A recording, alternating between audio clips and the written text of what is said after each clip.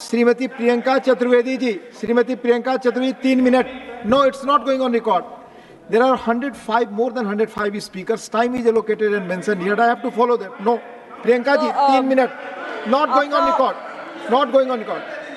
Priyanka ji, आप बोलिए. सबसे पहले तो मैं आपका आभार व्यक्त करना चाहूँगी कि आपने मुझे बोलने का मौका दिया. समय कम है और समय मुझे कम दिया गया है, तो मैं बस यही कहूँगी. सबसे पहले तो राष्ट्रपति का जो अभिभाषण हुआ वो लोकसभा चुनाव के बाद ये पहला अभिभाषण था.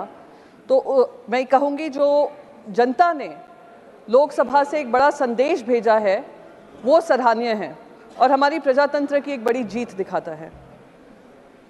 सर, एक और संदेश ये चुनाव ने भेजा है. भगवान श्री राम कौशल्य पुत्र भी माने जाते हैं.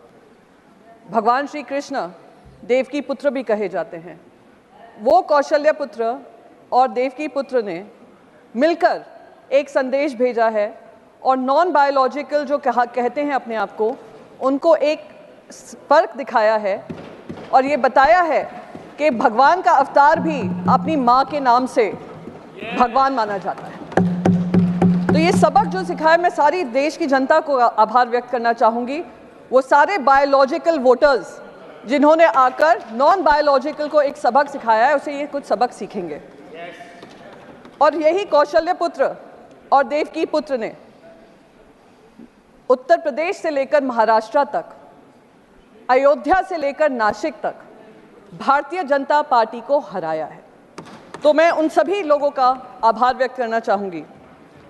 एक और चीज़ इस इलेक्शन ने हमें संदेश दिया है, देश की जनता को दिया है कि जो अहंकार से चलेगा उसको अहंकार ही खत्म करेगा. और ये जनता का अहंकार था, जनता का मत था, जिन्होंने आज विपक्ष को भी मजबूती से अपने बात रखने का मौका दिया है. पर अभिभाषण में से कहीं भी ऐसा नहीं लगा कि केंद्र सरकार ने किसी तरीके की सबक सीखी है. केंद्र सरकार ने ये समझा होगा कि जो बायोलॉजिकली बॉर्न होते हैं वो महंगाई से जूझ रहे हैं. जो बायोलॉजिकली बॉर्न होते हैं वो नीट की जो पेपर लीक हो रहे हैं और करीब 41 पेपर लीक हुए हैं इतने सालों में, उसके ऊपर उनको दर्द होता है. ये बायोलॉजिकली बॉर्न जो हैं वो बेरोजगारी से परेशान हैं. ये बायोलॉजिकली बॉर्न जो हैं वो महिलाएं जो सम्मान ढूंढती हैं, उम्मीद करती हैं कि सम्मान उनको दिया जाएगा. ये जो बायोलॉजिकली बॉर्न हैं, युवा हैं हमारे, वो अग्निवीर जैसी जो पॉलिसी लाई जाती हैं उससे जूझ रहे हैं, उसका शिकार हैं. जो बायोलॉजिकली बॉर्न हमारे किसान हैं वो भी त्रस्त हैं. पर उनके अभिभाषण में कुछ भी ऐसा नहीं दिया गया केंद्र सरकार की तरफ से जो दिखाता है कि कोर्स करेक्शन होने वाला है. तो मैं तो बस यही कहूंगी सर, बस रैप अप ही कर रही हूं, मैं ज्यादा समय आपका नहीं लूंगी. मैं बस यही कहूंगी कि आप ये अहंकार से चलते रहिए, ऐसे अभिभाषण उनके मुंह से बुलवाते रहिए और आने वाले समय में 240 से 40 के लिए आप तैयार रहिए. Thank you. जय महाराष्ट्र, जय हिंद सर.